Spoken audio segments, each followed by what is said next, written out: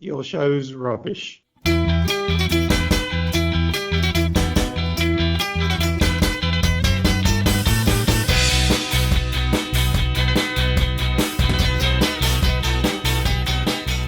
Okay, tell me when we're recording. Okay, we are recording now.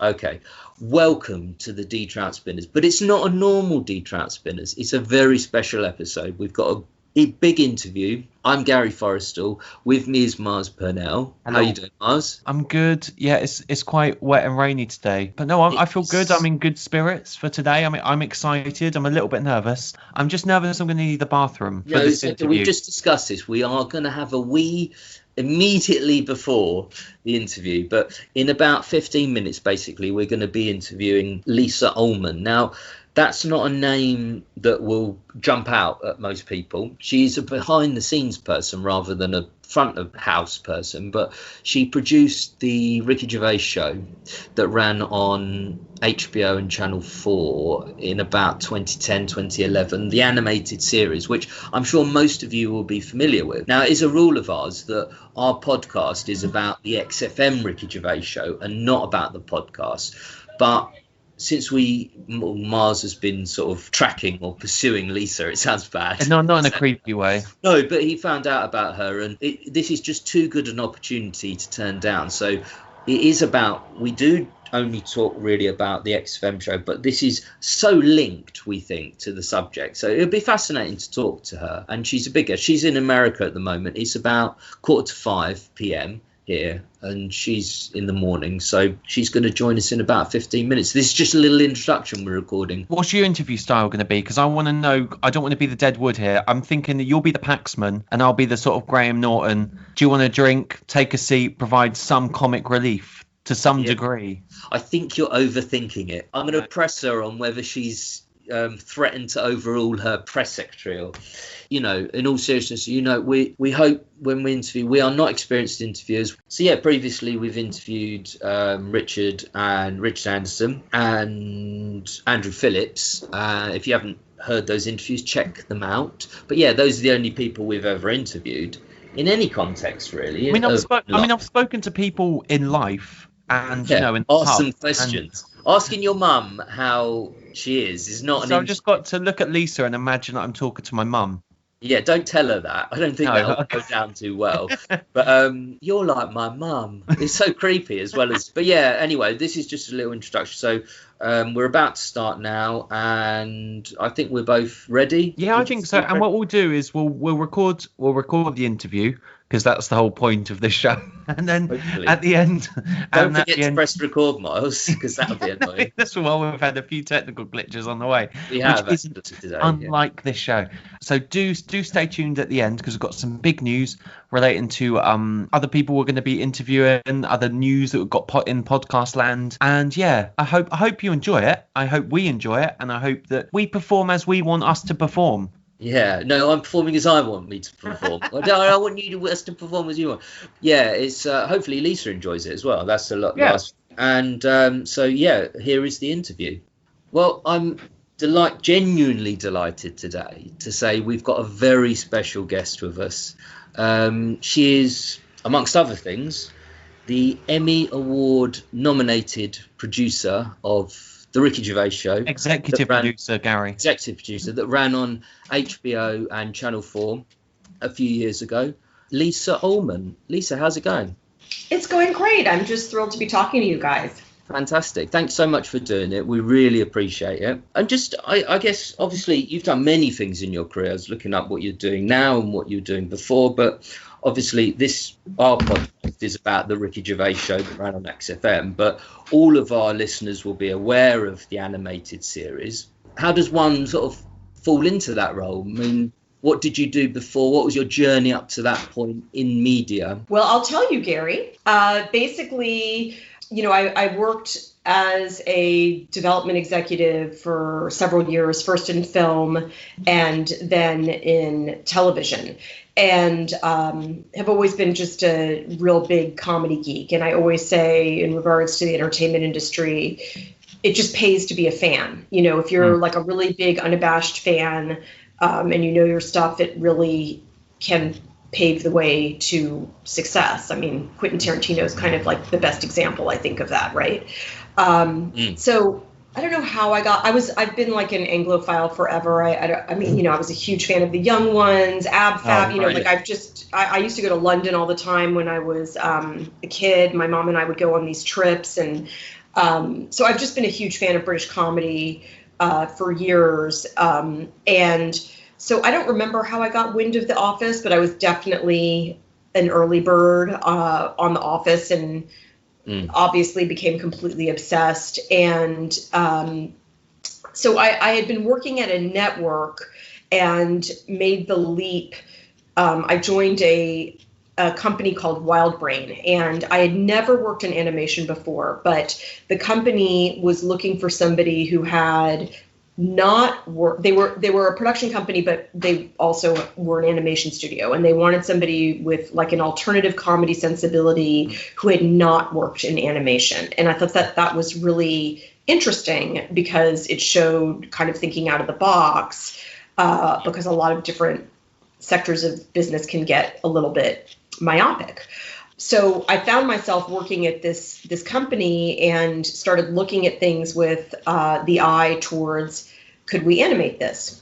I was so obsessed with the Ricky Gervais Show podcast. Again, it was after The Office, and you guys are old school, you understand. But it dates me, but I was making CDs for people. I remember I was in Costa Rica, like on a 5-hour bus ride, and just listening to it nonstop. Like it was just a complete obsession. And so I got to this company and was just thinking about what would work for animation. And I'm certainly not the first person with the idea to turn the Ricky Gervais Show into an animated series. There was a show called Dr. Katz, which I was a huge fan of back in the day, which was a really good precedent for taking audio and then animating it. And there were a lot of YouTube videos uploaded of kind of rudimentary animation to the podcast. But frankly, we were represented by an agency at the time called Endeavor, that's now William Morris Endeavor, and our agent, Richard Weitz, was also Ricky Gervais's agent. So I was just very fortunate because I had access. So I just said, would Ricky ever want to animate these? And credit to Richard Weitz, because he basically just threw it together really quickly. And I'll never forget, and this is where it pays to be a fan, the first call we had with Ricky and with MRC, which was the studio that was going to be financing. We decided we were going to do an animatic or a test before we went out and pitched the show. So we were on this call. It was the first time we were on this call with Ricky, and I can't remember what we were discussing, but I think I was talking about what would be a good example for the animatic, and I'll just never forget this because there's all these people on the call, and I know and I'm not bragging, I'm just saying as a fan, like I knew the podcast back and forth. Take the praise, Lisa. Take the praise. Okay. So I said something like, a great example for an animatic would be, I said, Ricky, do you remember the episode where Carl admonishes a bird for trying to kill a worm, and he said he tried to stop a robin from eating a worm, like like he was on the podcast, like he reacted the same way, and then that scene became our animatic. Because it was just I don't know why that popped into my head, that one episode, but it just seemed, this very tranquil scene in a park, and then, Carl is trying to disrupt the forces of nature. It just seemed like such a great example. So basically, we put together that animatic, and then set some meetings, and obviously Ricky had a relationship with HBO, and it was really easy for them to say yes. So I take credit for being a fan, but it really is all about access, and we were very fortunate in that our agent was also Ricky's agent, and it was just a huge opportunity. Absolutely. It sounds like those two things came together, because often you'll get someone who's very good at producing, but they're not necessarily a fan of something, or you'll get someone who's a fan of something, but they can't do the production. But it seemed to have really, everything kind of came right together in that moment. And I guess it must have been great for you to be a huge fan. I didn't realize you were, listening to them in Costa Rica and kind of obsessive fan. I mean, I was literally like making CDs for everybody I knew, like obsessive. And again, an obsessive fan over The Office. Like it's, and I'll tell the story about that in person with Ricky. But yeah, I mean, an obsessive fan. It wasn't just like, oh, this is an opportunity. It was like, this is a dream come true. Gary often says about The Office, he says, you can judge someone's personality on whether they like The Office or not. And that's a mantra that I've lived my life by. Yeah. Yes.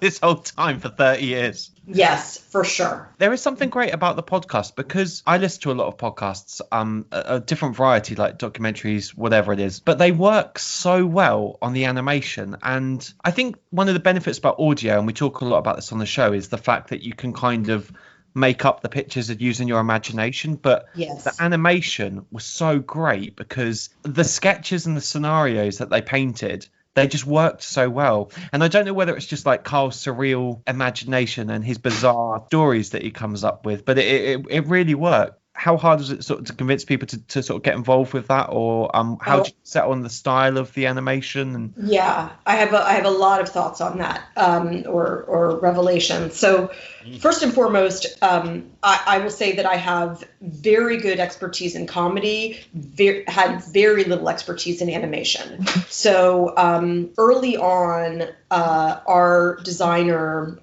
Craig Kellman, for the first season, he came up with some ideas, and I think it actually started. Ricky actually is pretty talented, a relatively talented artist. So he drew drawing of himself kind of like Fred Flintstone-ish. Yeah.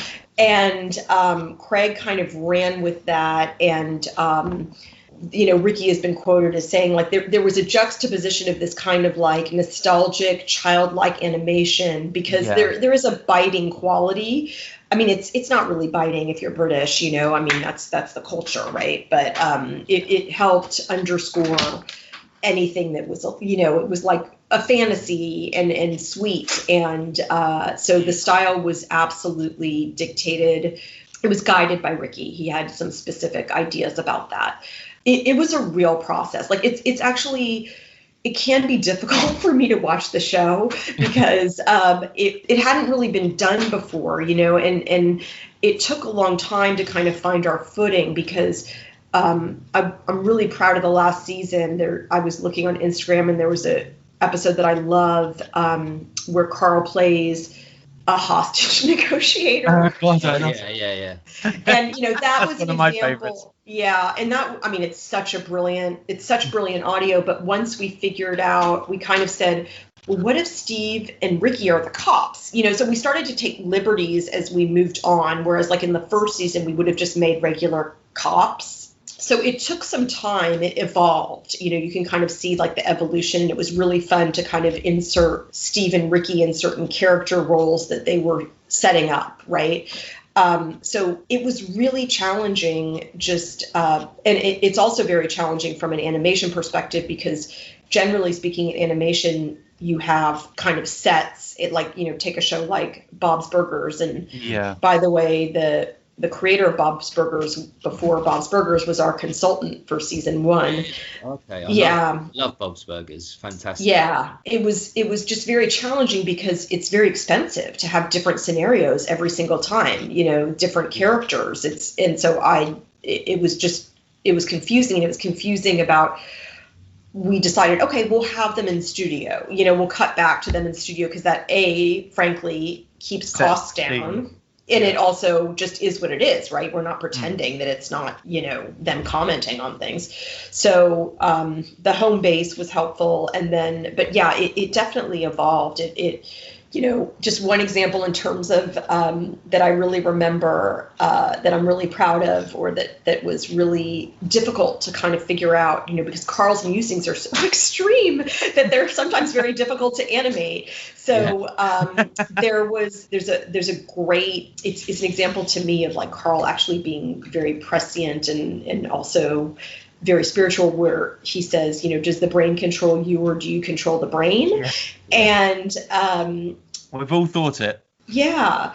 But when Ricky, I forget the exact dialogue, but Ricky is basically trying to explain, like, it's not as if there's a brain in your brain and we had to figure out how to animate that, right? And so I just said, well, maybe it's like mini Carl in his brain working like a construction, kind of apparatus. So it was like you're doing writing in the animation. You have to kind of create new scenarios for what they're saying a lot of the time. The process was, what we would do is we would record the audio, we would edit a podcast and create like an audio template, and then we would transcribe it, and then we would create an outline, and the outline would have like all of the animation direction in it. So that was the way we would kind of work through it, that would then turn into an animatic. And one of the other wonderful things about animation is that, there was an animator. I remember there was some episode where there were two bugs talking or commenting on Carl. And I remember it was outlined, and the person who did the animation just took a liberty that was so funny and so unique. It was like one insect's elbow was like on the other one's shoulder, and like kind of like going like, get a load of this guy.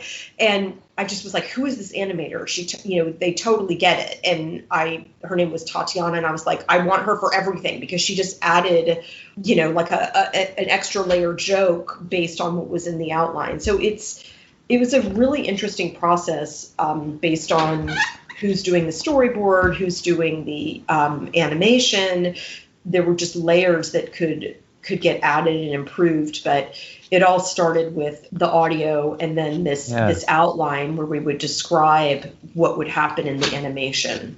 It's fascinating because like animation and filmmaking generally is such a collaborative form, isn't it? And it sounds like you had some great collaborators, that you're artists, and it's also fascinating because, like you mentioned, there is that other level, because the podcasts are hilarious. Yes. I listen to them a lot, like obviously going to sleep, walking. I was obsessed, like you. Yes. So, but also the animation, it adds that next layer, and that's I love that, because it's such a beautiful marriage, and it creates just such a great thing to watch. It feels very, I remember when I first watched it, I was like, I didn't really get it the first time I watched it, and it took me a few times to get into, because I was so passionate about the podcast. But we were so familiar with these stories, weren't we? And it was like, when you saw, but it was fantastic. Like I love seeing them animated, and because it's such a, it was kind of a new thing to have done, to have taken a podcast, a body of work, and then animate that was kind of, as you said, Lisa, as you sort of suggested, it's kind of a very new project, and it sounds like a very creative one, and you were a very hands-on producer, which, in no small part because you were such a fan of the shows. Yes, and I will say, if anybody ever said to me, I love the podcast, I do not like the animated show, I'd be like, respect. Like, I'm such a purist. I would say, why? Like, what did we do wrong? Like, I felt like I was kind of safeguarding the Holy Grail. Like, I took the job so seriously because...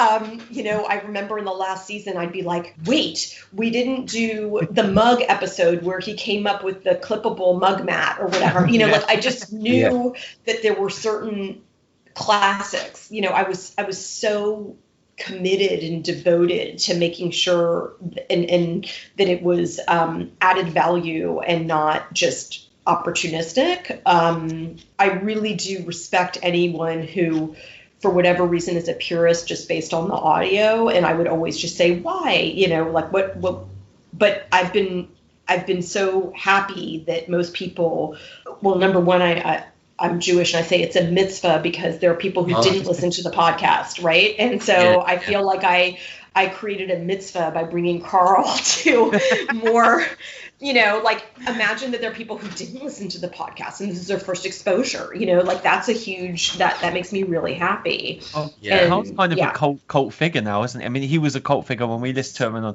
on XFM, and you still see people now with like that image of Carl as the animation on shirts, and it's still part of, you know, tattoos, because I went into my dive, yes, like the animation, and I'm like, oh my god, and they're just like had like a fucking with the, you know, orange emoticon, you know, the orange. Have emoji. you had any tattoos, Lisa? Is that what you're saying? No.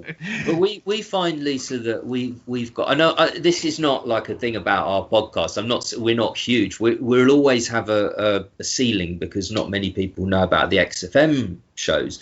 But we find we've got quite an international audience for what we do have, and we've asked, you know, how did you get into the XFM shows, the sort of genesis of their time together, the three of them. And quite a few of them have said, you know, they got into it through the animated shows, that your Ricky Gervais show, your version of Ricky Gervais show. So it's kind of, you've brought Carl, part of the reason he's a cult figure is because of your show. And that must feel quite special.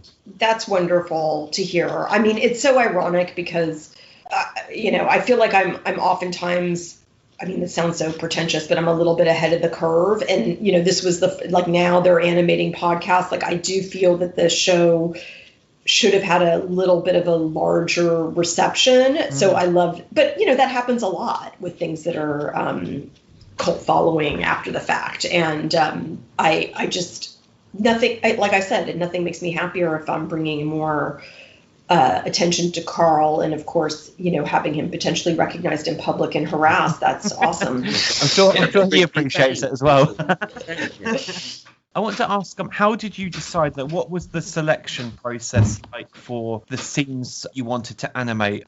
Was someone deciding that, or was it very much sort of by committee? It was very simple, actually. So what we did was we just decided to go sequentially, right? We just, like, the podcasts are in order, so we just went sequentially because, you know, Carl's diary, you got to do that before, you know, so, or monkey news or what have you. So we just, the process, and it, you know, talk about like a jump from heaven, you know, I'd be with our kind of showrunner and director, we would just be we would cut the audio and just, it was just really listening really carefully and then creating these audio templates because, you know, some of the some of the content in the podcast could be edited out. So it's just making it a sharper version of what you're listening to. So we just went through seasons 1 through 3, like that were, you know, however many there were, we just went in order.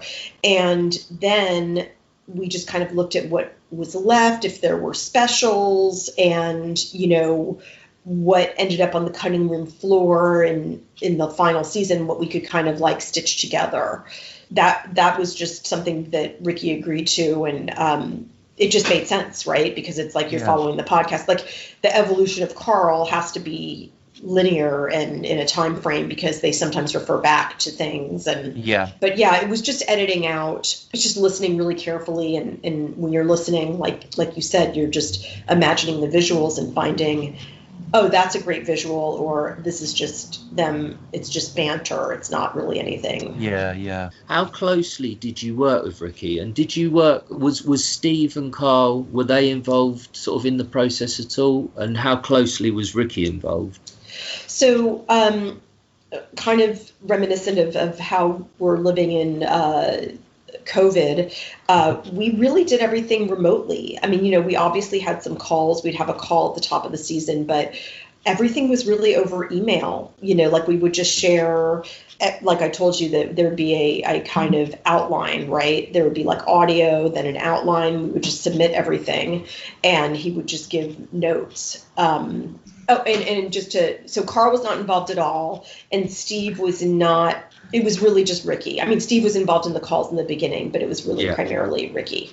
And it was all over email. I mean, we spoke, you know, again, we would have these calls like at the top of a new season and just discuss things, but it was very easy to submit things to him on email. Okay, yeah, it's interesting because we kind of have this impression of Ricky. We don't know him, obviously, like you actually know him, but that he's very kind of hands-on with everything that he does, and he's very kind of, he likes to control it, not in a sinister way, but he just likes to control everything. But it sounds like he gave you quite a lot of freedom after giving you his initial sort of Fred Flintstone-like drawing and saying this is kind of the style I want. It sounds like he gave you quite a lot of freedom to animate as you felt. And I think it's also because it's content that already existed, and he loves animation, and it's sort of like it's easier being somebody who hadn't worked in animation. It's a little bit easier to give up control when it's a medium that you haven't actually produced, directed. It's like, okay, I'm going to defer to them because that's what they do. You know, there were times when I would I'm just laughing because it's not even funny, but I would be in arguments internally with my own studio because I was so I was the control freak. Like I had to create and so the director of the studio was like, we're doing all of these retakes. It's costing a lot of money and we'd never get notes from Ricky. And I was like, that's because I'm doing my job, you know, and I understood her perspective, but I was really fastidious. And I remember at one point I felt concern that some of the animators, and this would not be anything you would pick up from the show, but I felt concerned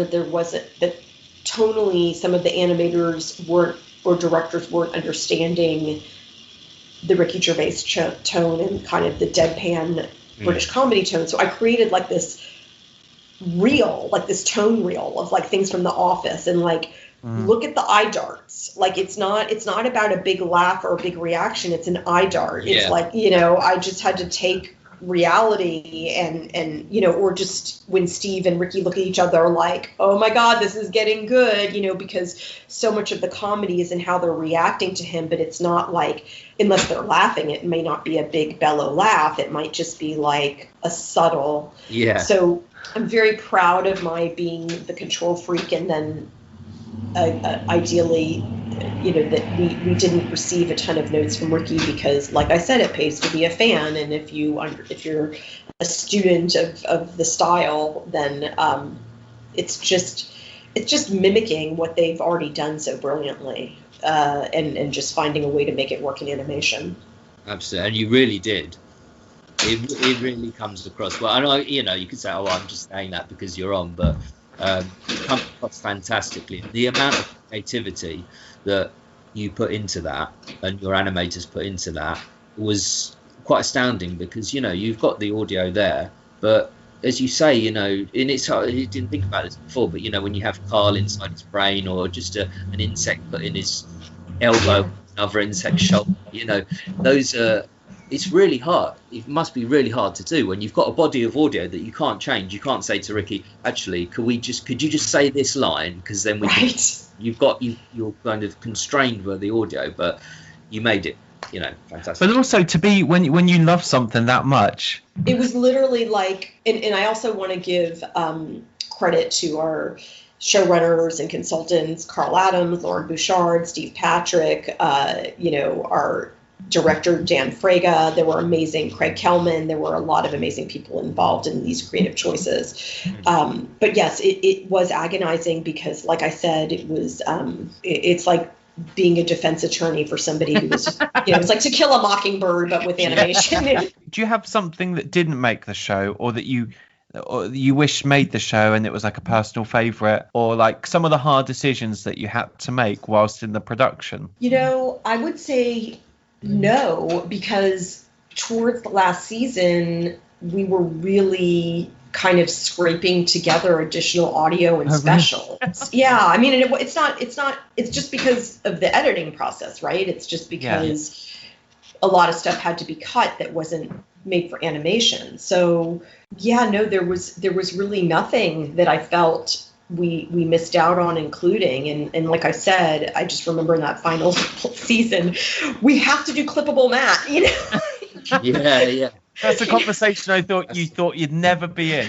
And me, I mean, just imagine me like fighting with the animators, like, I need sketches of the clippable mat. And, I mean, it's just like, it's so inane and hilarious. It's just so hilarious that you have to bring the musings of a madman to life. And that it's like, I'm the dictator saying, I need more clippable mat sketches. It has to be more bizarre, or it looks too, and I'm getting paid for this. And it's my job for like 3 years. Yeah, but conversely to that, then, you were nominated for an Emmy for the Knob at Night episode. That was actually nominated for an Emmy, and you must have been, but I assume that was an incredible moment. But what was the episode that you did, or a part of an episode you did, or one little scene? What's the thing you're most proud of out of everything, of all the shows? I have to think about it, because again, I haven't revisited. Well, first of all, I want to share, and I'll like email you guys a photo. I have the certificate of the Emmy nomination, and there's nothing better than like in very nice writing, it says, the episode Knob at Night, it's just, that's so brilliant. It's so like formal and yet wrong. I bet the Emmy table just thought, sorry, how do you spell knob? Is that sort of a K or an N or what? There's so much that I love. I mean, like I said, I think that I remember KP Plumbing. I just thought that's my favorite sketch of all time. It's pretty amazing. Like just the conversation and how mean he is, and just the fact of Carl being a boss. I really just got such a kick out of that. I'm also really proud, and I do credit our director Dan Fraga, of all of Carl's movies, with Clive Warren and both of the movie episodes. The Love of Two Brains, is that? Yes, yes. Really think that is just, and again, I really credit the director, because he's kind of he's also like a really good storyboard artist. So he had this way, we wanted to make the animation like a real movie, and so he had such great visuals. So I really loved The Love of Two Brains and Rebecca De Mornay. Yeah. I also really loved, there was an episode where Carl's Day, where it's just this kind of standalone episode where Suzanne leaves for work and just like what he does all day, and it's kind of very quiet and like almost like a documentary of like a man who is tiling, and it's just it's kind of grouting, and it's just different than the typical episode. So I thought that was a really I think the hostage negotiator is just so fabulous, and again, I just was so proud of that because of how it ended up working with Steve and Ricky being in the scene. That was a kind of creative departure for us, and it really worked really well. And it's also just obviously the audio is so unbelievable. I mean, it's so weird but brilliant. It's like what could be worse than Carl as a hostage? I mean, you know what I mean? Like it's just it's is the guy who it's unbelievable. So those are some of my favorites, and but I'd have to revisit them. I just think that we really kind of hit our stride in like the final season, where we were able to insert Ricky and Steve in, and maybe you guys remember, I'm vaguely remembering something about an octopus. Why can I not remember the octopus? Oh, he wants to like punch an octopus or something. He's got a thing about jellyfish as well. Punch an octopus. Oh yeah, I remember. Is it like take that? But actually, on the actual audio, is that where Ricky said, we can say it because it says, it's like take that you cunt or something like that. He's like Ricky's crazy. But and I also liked Carl's. There was like Carl's Guide to the Future. There were a couple of guides that were great. I mean, the future stuff, his future predictions. I mean, I find it so strange because Carl's got an opinion on literally everything. If you were to ask me what are your thoughts on the future, I go, I need half an hour to think about it. He just comes up so quick. I think it's why the show is so great now, because now, like you said, Lisa, you have things are actually made to be produced into television.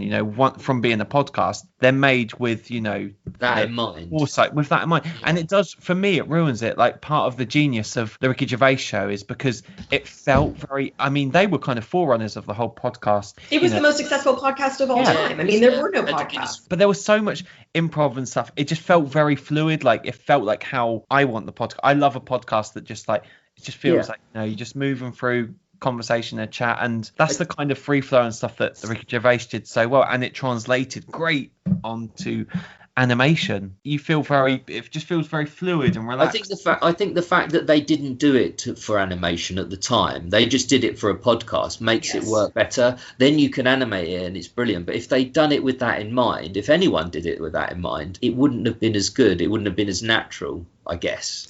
For sure. And I've always been a huge fan. I mean, I have a lot, you know, I'm a huge fan of certain comedy radio shows or other podcasts. And you know, one of the things that in listening to the audio as much as I did, one of the things that I really learned is how brilliant Stephen Merchant is. I mean, he really comes up with like a lot of zingers, and you know, it's just so obvious he's like an accomplished comic when you really are paying that much attention to, and not just like the stories that he's telling, just his reactions and his additions. I found to be extraordinary. He's an integral part of the threesome, isn't he? He's kind of sort of I don't know, he's like a balance, like a weight between Ricky and Carl at one end. He balances them out, I think, in a different way. His role kind of evolves, but that's interesting how kind of doing the animation, you've kind of realised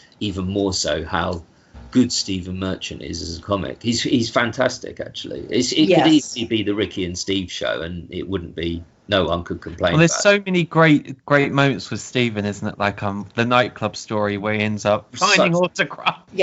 Yes. We've often said that Steve. I think Steve is the best at telling an anecdote about his past. Steve is best at actual true anecdotes. I just love his anecdotes. They're fantastic. Yes, like there was an episode where he's in Brazil and sick on the and it's that typical self-deprecating and also, you know, being so honest about being angry that everybody's so beautiful, you know, and well, I can agree with that. What about did you ever listen to any of the XFM shows, Lisa? Like that they're based on, or have you sort of been listening to them now, or not know about them at all? You've got a treat in store because they're brilliant. I do need to listen to them. I probably listen to some. I need to listen to them. I mean, one of my favorite things about the whole story, and I certainly have experiences like this in my life, is that Carl was just assigned to them as a producer, you know, like I know all of that. Like I love that it's found gold, you know, and that it's just 1,000% authentic, like that it was just this guy who is a weird, very obviously a very, very good at his job, you know, very good physical producer, but just has, and I'm a huge fan of Howard Stern, and it's kind of like, I've been listening to Howard for years, and it's kind of like he has his circle of freaks. You know, there's a Ronnie the limo driver, right? Is like the guy who drives his limo, but it's comedy gold and it's based in reality. So I've always been a fan in that regard, where you're taking what's real, and because, you know, that's how we interact in real life. You meet somebody, and it's, you know, I certainly have friends or people in my life that I get a kick out of, because I mean, I always say I'm like a fan of the freaks, and you know, fellow with two heads. So's Carl. Yeah. Yes, that's for sure. So you're gonna inspire. I mean, I'm embarrassed to say that I have not. I mean, I think it's because there was just so much audio, and again, it became my life, you know, and it's like, I'm still slightly haunted when I hear Ricky Gervais's laugh, because I've been in the edit bay, and you know, it's a lot. So that might be a little bit of a knee-jerk reaction. It's be careful what you wish for to an extent, but I'm sure that they're incredible, and you know, I certainly know a lot about it and understand the how it was the forerunner to everything. And I love the origin story of it, that Steve pushing Ricky to do The Office after, you know, doing it. You know, I totally get it. I totally get like the whole backstory. So I do need to listen to them. When your post-traumatic stress disorder from Ricky's laugh kind of yes calms down, I would start on the audio, because it's fantastic. I'll say it's even more authentic than the podcast, but you know. No, I'm sure you're right, because I'm sure it was just off the cuff. It's not like they had like millions of people listening to it. It was just them kind of just to local mucking about. Yeah, exactly. I touched on it earlier. What was it like being nominated for an Emmy? I mean, that's such an achievement. Was it exciting going to the Emmys? Were you disappointed not to? No, it was really boring, Gary. It was really First of all, it's the Creative Arts Emmys, which is like a little less exciting than the proper Emmys. No, Second of all, while I'd say yes, it's exciting to be nominated for an Emmy, I really, really knew in like my gut that it's Ricky Gervais can't not be nominated for an Emmy. You know, at that point, it was like, it wasn't like about work that we did. It was just, I mean, I just feel that that's just Hollywood and politics, and that's fine because I think we deserved it. I honestly thought we were going to win, not because of the work, but because of Ricky. So I was kind of, I mean, honestly, I was just like, well, we're definitely going to win. And it wasn't based on me and, you know, our team and the work. It was just like, how could Ricky lose?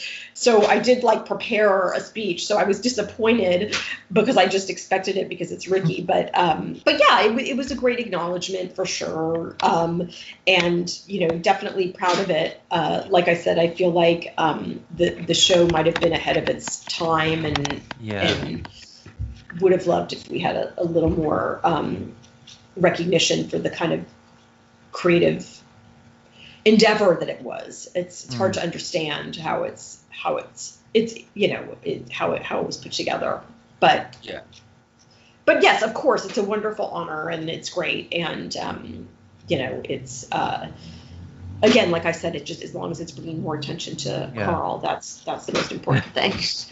It seems just like everything that Ricky touches kind of turns to gold. Like he's such a well-known face, isn't he, in like America? I mean, and he's so prolific, and he does a lot of things. Do you follow like their careers now? Yeah. Well, I mean, look, The Office is, like I said, it's my top 5. Really enjoying Afterlife, and obviously like watched Extras and watched All of Hello Ladies. So yeah, I'm very up to date on Ricky's stand-up, Humanity, and everything else. So I will say when we were in the early throes of COVID, I don't do, it's not like Ricky and I are tight, but if I email him, he'll email me back. And so I sent an email and I said, I think it's about time that you bring the band back together because it's COVID. And he just wrote back, ha, ha, ha. And I was like, I'm kind of not kidding, like we need it, we need you. Because I just thought it'd be a great time to there are so many people on our Twitter that have been saying the exact same thing. I often just search for his hashtag, and there are so many people that want a reunion, and this would be, like you said, this is what the world needs right now. It could solve so many problems. The perfect. I mean, imagine Carl's thoughts on COVID, right? We need to know. There'll be insects involved and bugs, or in some way. I don't know what way, but they don't get it and we do, or something. Yeah. But, and of course, I forgot to mention An Idiot Abroad. I mean, that was just it almost. It's just fantastic.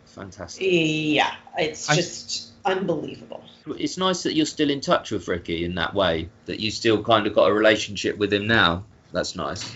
Yeah, I wouldn't say a relationship. I would say that anytime I email, if I'm very judicious, but I can send an email, and it's funny because I foster dogs, and I followed up. And so I said, I'm fostering a dog. It's like I could talk about animals and stuff with him, and he was like, that, that's lovely. So yeah, he's always lovely and responds right away. So we've kept you for a long time, Lisa. So I don't know if you've got more time. I do. Don't want to. No, I have things that I want to share with you guys that are important, little secret. Secrets you've got, yeah. Okay. So my favorite story is that I did go to London. I think I went to the Edinburgh Festival. I was just taking advantage of my position. It wasn't really a business. Of course, I took the opportunity to tell Ricky, and then I met in his office. And I met him in LA because I saw him do stand-up. That was the first time I met him. And I think I also saw him at Carnegie Hall in New York. So I had already met him in person, but I hadn't met Steve. So I met him at his office, and Steve was there. And we were just, it was just like a general, just to say hello and kind of meet in person. And they were in the middle of filming An Idiot Abroad. And then Ricky just played this message, a voicemail message from Carl when he got sick on a boat, I forgot what it was, but he was just laughing. Basically, I'm sitting there and I know I have Stephen and Ricky, and I just said, okay, I don't know the next time I'm going to have you both in a room. So I do feel that I could probably teach a college course on The Office. So I have a couple things that I want to bring up. And they were like, yeah. So it was just great because I was able to really get in depth about things about The Office and, just ask certain questions. And that was a real treat. So we're having that conversation and, we're just sitting and kind of talking. And then all of a sudden the door opens and in comes Carl. Okay. And he's wearing a baseball cap. He's got a cup of coffee and they didn't tell me Carl was coming. Did you fangirl? Oh, just wait. So he comes in and they're like, I'm like, Carl, hi. He's really tall and he has this bag with like a muffin in it. So he sits and he sits on the couch or wherever and he starts. And, Ricky's behind his desk, kind of like with his feet on the table probably. And Carl starts eating this muffin, right? And like, Ricky's like, watch the crumbs, like they're literally like, the dynamic is 1,000% real. But, and the big thing that I loved was that Ricky had told me, because Carl doesn't like a lot of what he doesn't give Ricky a lot of love in terms of his content, or what he does, but he loved the show. He loves animation. He loved the show. So I was like, that is huge. So I was like, Carl, I'm so thrilled that you like the show. And Ricky goes, yeah, he keeps wondering when he's going to get paid. And like Carl said something like, it feels like the Wizard of Oz. Like, who's the person who's paying me, And I go, Carl, I'm not in charge of payment, but I'll look into it. The thing about Carl in real life, in that dynamic was that, again, the dynamic, and I just share this because it's 1,000% real, like there's no question, but Carl laughs more often. He smiles more often. Like we were really careful in the show to make him super deadpan and not ever happy. But I was just elated. It was just like a dream come true. And Ricky said, I just played Lisa the voicemail message of you getting sick on the boat. And he said, I don't know what happened. I took a fisherman's friend and I just said, Carl, I said, that's a lozenge. It's not for seasickness. And Ricky goes, yeah, Carl. And he's like, oh, really? And it was like I was all of a sudden in the podcast, right? It was so cool that I was just participating and kind of admonishing Carl for making a bad call for the seasickness. Yeah. And then towards the end of the kind of visit, I turned to Ricky.